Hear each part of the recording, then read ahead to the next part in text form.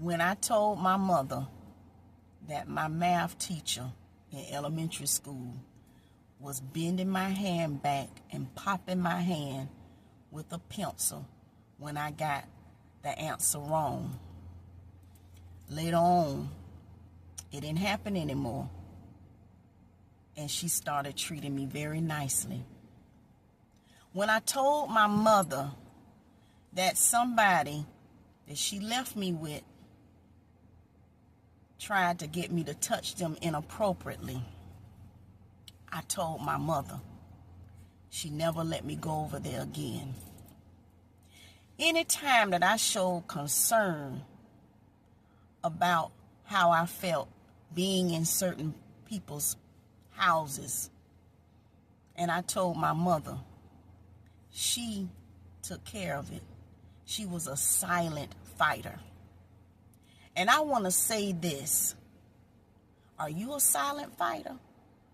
Or when people wrong you or do wrong to you, you got to be all loud and ruckus about it? You know, there was a point in time when I did that. Oh man, listen here. If my family watching this, they know how I used to be back in the day, baby. I was a mess. By the way, Joy here, how y'all doing? Let me tell you, I wasn't always peaceful. Listen here, if you wronged me, oh baby, I would manipulate, try to find little ways to get you back, get payback, get revenge, whatever I needed to do to justify you hurting me, baby, I did it without no regret. I should have been, there were times I had to go to, I could have been in jail. I'll never forget a long time. This is when I was in my 20s, y'all. I was in a relationship with somebody, and I used to be violent with them. And I remember he called the police on me.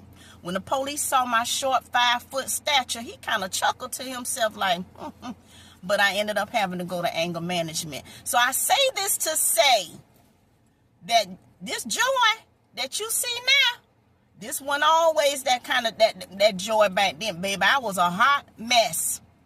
And I fire you up in a New York minute. But I learned how to fight quietly. So what I do now, instead of clapping back, baby, I go to God, pour out my complaints, say what I want to do, and say, Lord, help me. And I speak the word, baby. I speak the word over my life. Can you say that you do that? So let me tell you, when you learn to be a